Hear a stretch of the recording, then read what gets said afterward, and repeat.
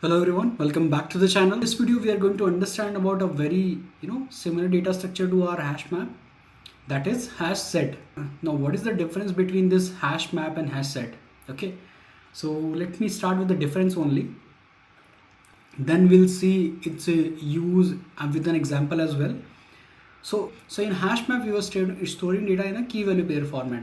Your key were unique, an object was whatever value we want as an object. It could be character, integer, whatever you want there. Basically it could be duplicate as well, but keys cannot be duplicates. Now your requirement in all of those values is to remove the duplicates, right? So to remove all the duplicates, what you can do, you need some data structure which can hold only unique keys, right? So this hash set is nothing but that particular data structure that can hold an object, a unique key. Okay, only keys. There is no key value pair concept here with the hash set. You only store the key. Okay, that means a single object, and it is always unique. Okay, you cannot store a duplicate key in the hash set. So just to understand how it maintains the uniqueness, right, let's do an example over it. So let's say you have an integer array, okay, of numbers, and there are so many numbers there. I'm just filling it with a lot of numbers. So you see in this particular array you have this you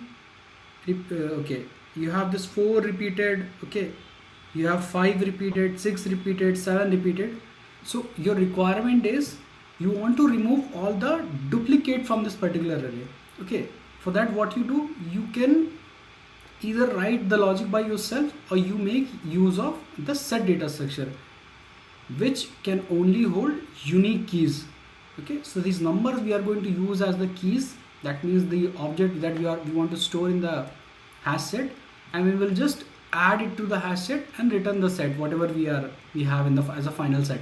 Okay, let's take that, remove duplicates and pass this numbers. Now let's create a method also for the same, that is public static. Let's return set of integer, and the name we already have, that is remove duplicates. Now it is taking an integer array of numbers as an argument. Yeah, let's import this class. Now let's write the logic here. So to remove the duplicates, all we want to take a set of integer,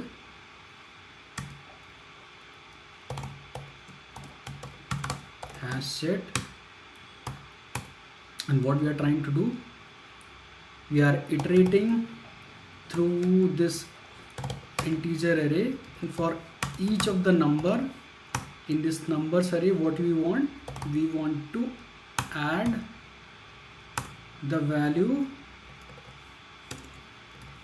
we want to add each of the number in our particular hash set. Okay, now I think the moment we added it, right, we can straightforward return the hash set. That's it, nothing.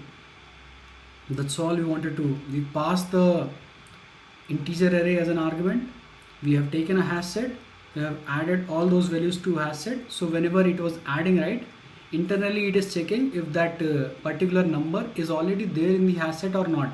If it is already there, it will not create a duplicate place for that.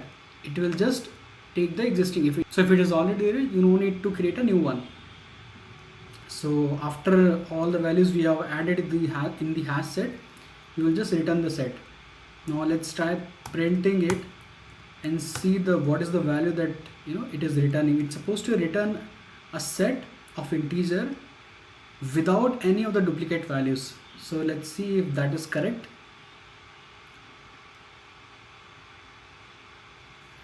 Yeah, so we are getting 2, 322, 3, 4, 5, 6, 7, 87, 43. So you see none of the values are repeated in this integer array. 4, 5, 6, 7, this 4, 5, 6, 7, it was all repeated. So while storing to HashSet, it excluded all that. and we got the unique set of integer numbers.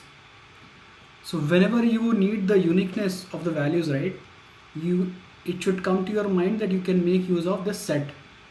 Okay, this is one of the implementation, that is HashSet in our Java hierarchy, obviously Java collection framework.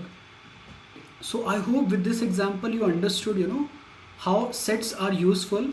This is a simple example to understand set. See you in the next one. May the source be with you.